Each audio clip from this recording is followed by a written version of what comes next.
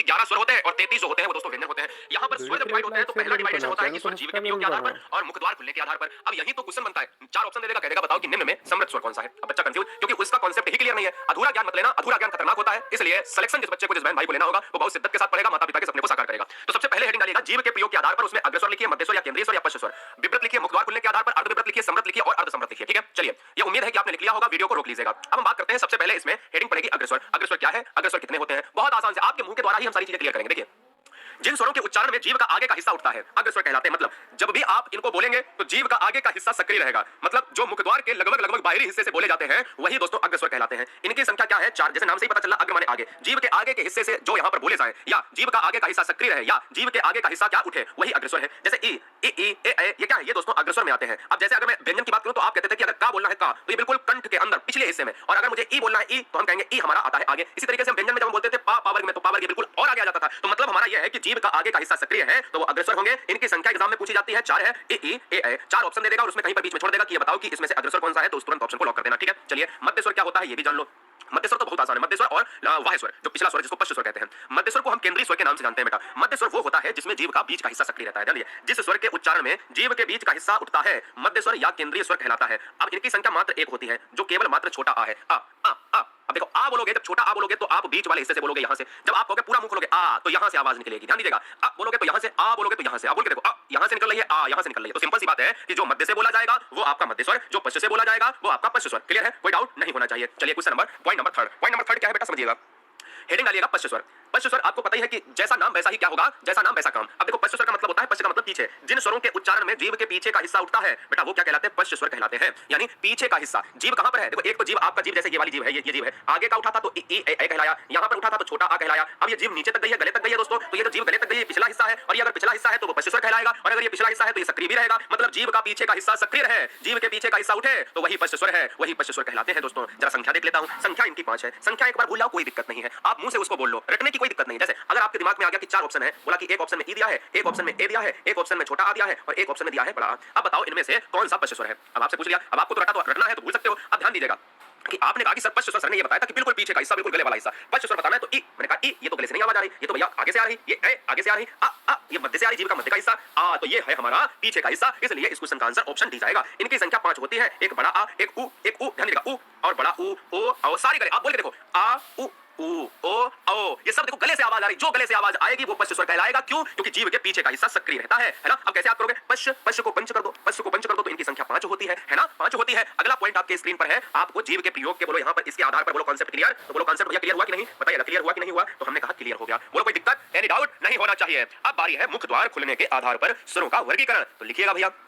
मुख द्वार खुलने के आधार पर स्वर के भेद 4 होते हैं, एक विब्रत होता है, एक अर्धविब्रत होता है, एक समृद्ध होता है और एक अर्धसमृद्ध होता है। अब इन चारों में से मुख द्वार खुलने के आधार पर हम अपने मुंह से ही आंसर लगा लेंगे एग्जाम हॉल में। वो कैसे, वो देखिए ट्रिकी मेथड कितना आसान है। पहले हेडिंग पड़ेगी विब्रत, अब जरा विब्रत को हेडिंग में डाल लीजिए, मजा आ जाएगा दोस्तों। जिन स्वरों के उच्चारण में मुख द्वार सबसे अधिक खुला होता है विब्रत कहलाते हैं। अब ध्यान दीजिए कैसे याद करोगे, आप सर कहोगे कि याद नहीं होता, एक बार भूल गए फिर एक बार पढ़ लिया दोबारा भूल जाते हैं। हमने कहा एक बार पढ़ लो जिंदगी में नहीं भूलोगे। बोलो विब्रत क्या है, विब्रत का मतलब है कि अधिक खुला, अधिक खुले का मतलब है कि डब्बे जैसा मुंह खुला। हमारी माता हमारी बहन, अरे क्यों डब्बे जैसा मुंह खोले, मतलब मुंह इस तरीके से बोला जाता है। तो विब्रत का मतलब होता है दोस्तों बड़ा, डब्बे जैसा मुंह खोलना, यानी बड़ा। विब्रत का मतलब बड़ा, जब बड़ा मुंह खुलेगा वही विब्रत है, बात खत्म, बात खत्म, कॉन्सेप्ट क्लियर। विब्रत बोले बड़ा, विब्रत बोले बड़ा, ये ट्रिक है। विब्रत की ट्रिक क्या है, विब्रत की ट्रिक है सबसे बड़ा जो मुंह खुलेगा वो विब्रत कहलाएगा, और विब्रत की संख्या केवल 1 होती है जो आ होती है, याद रखिएगा केवल आ। देखिए छोटा आ बोलोगे आ आधा मुंह खुलेगा, बड़ा आ बोलोगे आ पूरा मुंह खुल जाएगा, तो इसलिए इनकी संख्या 1 होती है, इससे बड़ा मुंह नहीं खोल सकते आप। ठीक है, चलिए अर्धविब्रत जान लेते हैं। अच्छा, विब्रत माने बड़ा था, ध्यान दीजिए, विब्रत का मतलब डब्बे जैसा बड़ा। अर्ध माने क्या होता है, आधा, क्लियर। अर्ध माने क्या होता है, आधा, आधा बड़ा, यहीं से इसकी परिभाषा, हर पॉइंट की परिभाषा उसी में छुपी हुई है। अर्ध विब्रत का मतलब है आधा, अर्ध का मतलब आधा और विब्रत का मतलब बड़ा, मतलब आधा बड़ा। मतलब हिंदी में देसी भाषा में कहा जाए कि जिन स्वरों के उच्चारण में मुखद्वार विब्रत से कम खुलता है, मतलब आधा खुलता है। बोलो कह सकते हो कि नहीं, आधा खुलता है, पहले पूरा खुलता था तो विब्रत, अभी आधा खुल रहा है तो तुलना में कम खुला है, इसलिए वो अर्ध विब्रत कहलाता है। संख्या दोस्तों कोई दिक्कत नहीं पता, लेकिन हम देख लेते कौन कौन से, जैसे अ ए ओ आओ, तो हमने कहा कि आधा है, आओ में आप ये नहीं कह सकते कि पूरा खुला, अरे आ जब कहोगे तब पूरा खुला, आओ तो गोल हो जाते हैं, इसलिए इनकी संख्या 4 है, ये नोट किया जाए। समृद्ध भी बहुत आसान सी ट्रिक है, एकदम से आसान सी ट्रिक है, देखिए मजा आ जाएगा। एक बार हेडिंग डालिएगा समृद्ध स्वर। समृद्ध स्वर बेटा कौन कौन से होते हैं, एक बार हेडिंग डाल लीजिएगा फिर इसी बात पर। जिन स्वरों के उच्चारण में मुखद्वार सबसे कम खुलता है क्या है? जिन स्वरों के उच्चारण में मुखद्वार सबसे कम खुलता है समृत स्वर कहलाते हैं। विव्रत अर्ध विव्रत का यहाँ पर कोई डाउट तो नहीं है अभी तक? नहीं है, वो बात खत्म हो गई। अब आ गए समृत पर और अर्ध समृत पर। समृत का मतलब बोले सबसे कम, ध्यान दीजिएगा, समृत का मतलब बोले सबसे कम। आप कहोगे सा से सा मिला दिया, ये भी कोई ट्रिक है? मैंने कहा ये कोई ट्रिक नहीं बेटा, ट्रिक सुनो अभी बाकी है। समृत का मतलब सबसे कम, मैंने कहा सबसे कम। जैसे मुंह जो है अपने ओंठों को, दोनों ओंठों को अगर दोनों उंगली से ऊपर से और नीचे से दबा दो तो बिल्कुल ऐसा लगेगा सिल गया हो मुंह। बोलो यस या नो? तो समृत का मतलब, समृत की ट्रिक यही है कि अगर किसी बोरी को या किसी बोरे को या किसी पैकेट को आप सिल देते हो या कभी किसी कपड़े को आप सिल देते हो तो वो उसका मुंह खत्म हो जाता है, कम हो जाता है। तो समृत का मतलब होता है सिला हुआ। तो आपको यही ट्रिक याद रखनी है कि समृत का मतलब सिला हुआ, कि जहां पर मुंह सबसे कम खुलता है वही समृत स्वर है। जब सिला हुआ होगा तो समृत कहलाएगा, यानी कम खुलेगा। इनकी संख्या 4। अब देखो, अब आप धीमे से बोलो, मुंह नहीं खुलेगा। आप ऐसे समझो कि मेरे मुंह में चोट लगी है ना? आपके मुंह में, मेरे मुंह में समझो, ठीक है ना? आपके मुंह में कुछ नहीं होना चाहिए। लेकिन मैं बोलूंगा ई, मेरा मुंह नहीं खुलता है, मेरे मुंह में चोट लगी तो मैं बोलूंगा ई, है ना? मुंह नहीं खुल रहा है क्योंकि सिला हुआ है। ओ ओ, है ना? तो हम कहेंगे कि मुंह खुल नहीं रहा है तो मतलब समृत होगा। संख्या 4 होगी बेटा, ये 4 हमारा यही ट्रिक थी, जबरदस्त। अच्छा, समृत से मुझे याद आया कि जैसे अर्धविव्रत और अर्धविव्रत, समृत और अर्ध समृत। अच्छा, अब ये मत कर देना कि समृत में हमने देखा कि सिला हुआ और आप अर्ध समृत में कम सिला हुआ, ये कम ही सिला हुआ होगा, नहीं तो आप बिल्कुल सिल दो। अरे अर्ध समृत, समृत का मतलब सिला हुआ और अर्ध समृत का मतलब आधा सिला हुआ, मतलब खुलेगा, थोड़ा सा ज्यादा खुलेगा। ध्यान दीजिएगा, समृत में कम खुलता था लेकिन अर्ध समृत में उससे ज्यादा खुलेगा, क्योंकि आधा सिला हुआ है। आधा सिला हुआ है तो थोड़ा सा मुंह ज्यादा खुलेगा, और थोड़ा सा अगर मुंह ज्यादा खुलेगा तो वो अर्ध समृत कहलाएगा। बोले सर संख्या, तो संख्या 2 होती है, एक ए होती है, एक छोटा ओ होती है, दोनों छोटे छोटे हैं, अर्ध समृत कहलाएंगे। बोलो कॉन्सेप्ट क्लियर? मैंने कहा कॉन्सेप्ट क्लियर। अब हम चलेंगे अल्प प्राण महाप्राण। उसके पहले हमने क्या देखा? हमने देखा कि भैया विव्रत स्वर और समृत स्वर को देख लिया बहुत अच्छे से, ठीक है? ये हमारा कॉन्सेप्ट ये वाला क्लियर हो गया और ये वाला क्लियर हो गया, ठीक है भैया? चलिए अब हेडिंग डाल लीजिएगा, अल्प प्राण, महाप्राण, अघोष और घोष। ये 4 टॉपिक अगर आपने पढ़ लिए और इनकी अगर ट्रिक आपने जान ली तो मैं ये कहता हूं कि आपको कोई हराने वाला नहीं है, आपको कोई हिंदी में हराने वाला मित्र नहीं है। चलिए हर शेरनी से कहना चाहूंगा, अगर आपको सिलेक्शन ईमानदारी से लेना है तो चैनल को ईमानदारी से सब्सक्राइब कर लें। अगर आपको लगता है कि करना चाहिए सब्सक्राइब, ठीक है? आपको लगता है कि हमें सिलेक्शन लेना चाहिए तो जरूर सब्सक्राइब करें, क्योंकि हम निःशुल्क नोट्स बनवा रहे हैं। सुबह 11 बजे, रात के 8 बजे देश की नंबर 1 हिंदी हम आपको मॉक टेस्ट में दे रहे हैं। इसलिए 11 बजे सुबह आप डिटेल नोट्स लिखिए और 8 बजे रात्रि में मॉक टेस्ट लगाइए, और रात के 10 बजे जीके चल रही है, पहली क्लास स्टार्ट हो रही है रात्रि 10 बजे। अल्प प्राण व्यंजन एवं महाप्राण व्यंजन क्या होते हैं? तो हेडिंग डालो, एक क्वेश्चन यहां से बनेगा। उच्चारण के अनुसार व्यंजनों को 2 भागों में बांटा गया है। पहला क्वेश्चन यही से बन सकता है, ये ऑप्शन देगा कि कितने भागों में बांटा गया है, तो आप यहां पर 2 लगा के आना, ठीक है ना? उच्चारण के अनुसार, उच्चारण के अनुसार ध्यान दीजिएगा, बहुत सा पढ़ेंगे तो वहां पर परिभाषा अलग हो जाएगी। तो उच्चारण के अनुसार व्यंजन जो है 2 भागों में बटे हैं, पहला है अल्प प्राण और दूसरा है महाप्राण। अब अल्प प्राण और महाप्राण की जब भी हम बात करते हैं तो हम उसको कैसे समझेंगे ये जानेंगे, एक स्लाइड में हम जानेंगे। देखिए आप सभी जानते हो कि वर्ग होते हैं, पूरे 5 वर्ग होते हैं, ठीक है? पूरे 5 वर्ग होते हैं, इस या को हटा दिया जाए। का वर्ग होता है जिसमें का खा गा, यानी का, ध्यान दीजिएगा, इस तरीके से ये भी अलग लिखा है, का खा गा घा और इंगा होता है। इसी तरीके से चा होता है, चा होता है, छा होता है, जा होता है, लिखना मत, झा होता है, वहां होता है ना? इस तरीके से बता रहा हूं। तो ये 5 वर्ग होते हैं, अगर नहीं समझ में आए तो यहां से समझ लीजिएगा। 5 वर्ग होते हैं, एक का वर्ग होता है तो का में ये 1 2 3 4 5 होते हैं। इसी तरीके से चा वर्ग है तो चार में 1 2 3 4 5 होते हैं। इसी तरीके से टा वर्ग होता है 1 2 3 4 5 होते हैं। इसी तरीके से ता वर्ग होता है 1 2 3 4 5 होते हैं, और इसी तरीके से पा वर्ग होता है 1 2 3 4 5 होते हैं। तो आप ये कहोगे कि यह पूरे 5 वर्गों में हमारे जो व्यंजन है ये बटे हुए हैं, जिसको स्पर्श व्यंजन कहते हैं। ये 25 स्पर्श व्यंजन होते हैं, मैंने प्लेलिस्ट में ऑलरेडी इसको मेंशन कर दिया है, जो आप पहली वाली क्लास में देख सकते हो। चलिए उच्चारण के अनुसार व्यंजन 2 भागों में बटे हैं, एक अल्प प्राण, एक महाप्राण। तो हेडिंग डाल लीजिएगा, अल्प प्राण क्या होता है?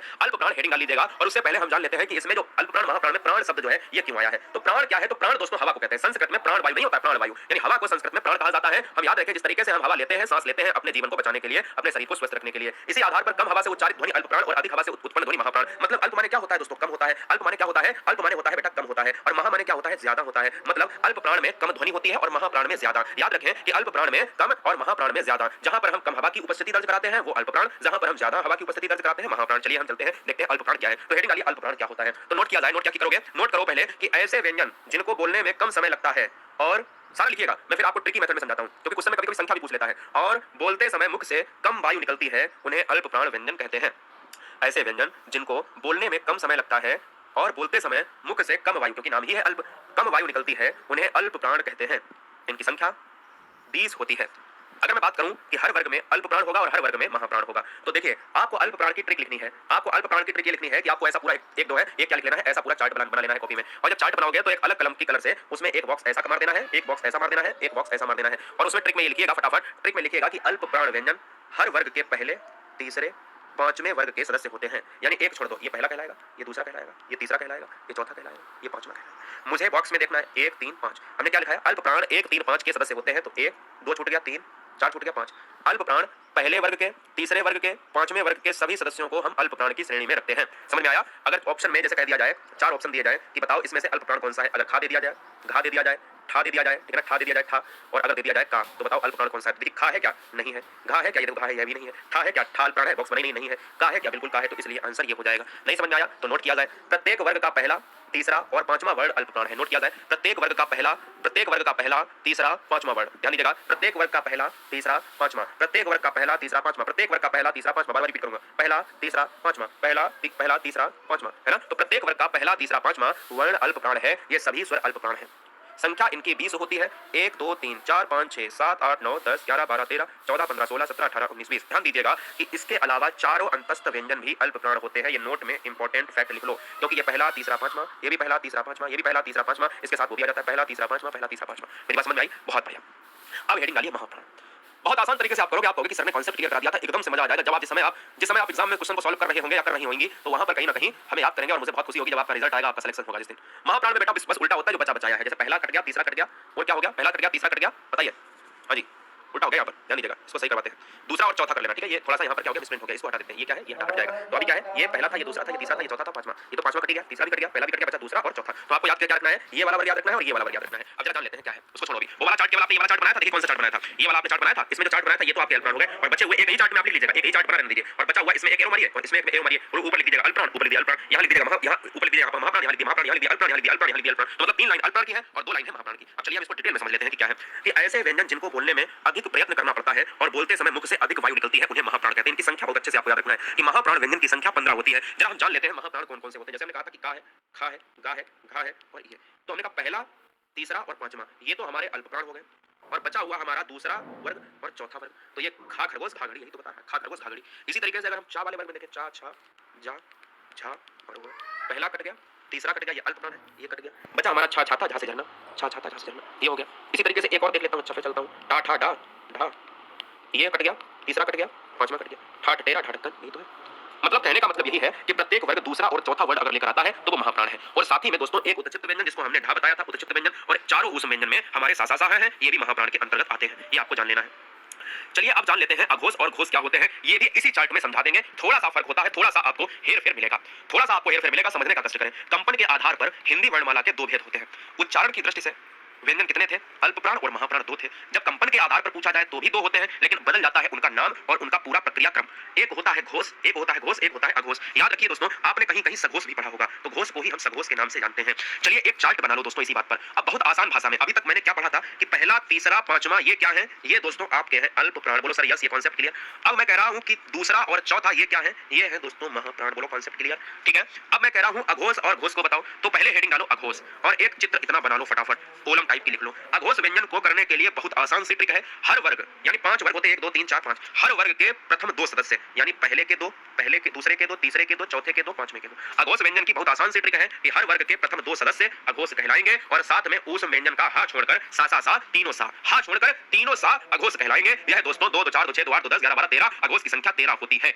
अघोष की संख्या 13 होती है। आप देखो आप लिखोगे तो आ जैसा लिखता है, ये देखिए 1 लिखा है, ये देखो 3 लिखा है, तो अघोष की संख्या 13 होती है। ऐसे आप लिख लो तो इसको उल्टा कर दो, है ना, 13 होती है। मैं कहूंगा कि जिन वर्णों के उच्चारण में नाद की जगह केवल श्वास का उपयोग होता है, ये हेडिंग भी, ये क्वेश्चन भी पूछा गया कि उन्हें क्या कहते हैं, कि जिनका उच्चारण करने में केवल श्वास का उपयोग होता है उन्हें अघोष कहा जाता है। तो इसमें ऑप्शन महाप्राण, अल्पप्राण, घोष, अघोष देता है। तो केवल श्वास का प्रयोग तो उसमें अघोष होगा दोस्तों। संख्या मैंने बताई ट्रिक में 13 होती है। हर वर्ग के 2 सदस्य चाहे का वर्ग, छा वर्ग हो, टाई वर्ग हो, ता वर्ग हो, पा वर्ग हो, और उस व्यंजन के तीनों सा कंडीशन है, हा को नहीं ले सकते। हा के किसमें आएगा? अघोष में ना आकर सघोष में आएगा, जिसको घोष कहेंगे। यह बात दिमाग में फीड कर लीजिएगा। वीडियो को लाइक नहीं किया है, बहुत गलत बात है। नोट्स को प्रोवाइड किया जाएगा, सर्च करें Telegram group GURUJI space WORD। बहुत अच्छे से स्पेलिंग डालें, सिंपल सी स्पेलिंग है लेकिन बच्चे WORD डाल देते हैं, इसमें ग्रुप नहीं आता है। गुरु से वर्ड डालें, उसमें ग्रुप आएगा, ज्वाइन कर लें। हजारों बहनें, लाखों बहनें जुड़ी हुई है, लाखों भाई जुड़े हुए हैं। अब इसका उल्टा होता है घोष बेटा। घोष में क्या था? स्टार्टिंग के 2 वर्ग यानी स्टार्टिंग के 2 सदस्य हर वर्ग के, और उसमें बचे बचाए घोष में आ जाएंगे, यानी ये हो जाएंगे 3 इसके, 3 इसके, 3 इसके, 3 इसके, 3 इसके, है ना, 1 2 3 4 5 अंतिम 15 तो यही हो गए, और 16 17 18 19 20 यानी यार अलावा 4 अंतस्थ आएंगे और एक उसमें हाथ छोड़ के आया था, तो ये एक हा भी आ जाएगा और अंतस्थ व्यंजन चारों आ जाएंगे। तो भैया हम कहेंगे कि इसमें संख्या कितनी हो जाएगी? 20 हो जाएगी। घोष 20 होते हैं, लेकिन एक और कंडीशन है, टोटल घोष अगर पूछे जाए तो बेटा 31 होती है। जिन वर्णों के उच्चारण में केवल नाद का प्रयोग क्वेश्चन में पूछा जाता है कि जिसमें श्वास का हो वो घोष नहीं अघोष कहलाएंगे, और जिसमें दोस्तों क्या हो? जिसमें घोष हो और उसमें नाद का प्रयोग होगा। अगर नाद का प्रयोग होगा तो वो घोष या सघोष, केवल श्वास का तो वो केवल अघोष।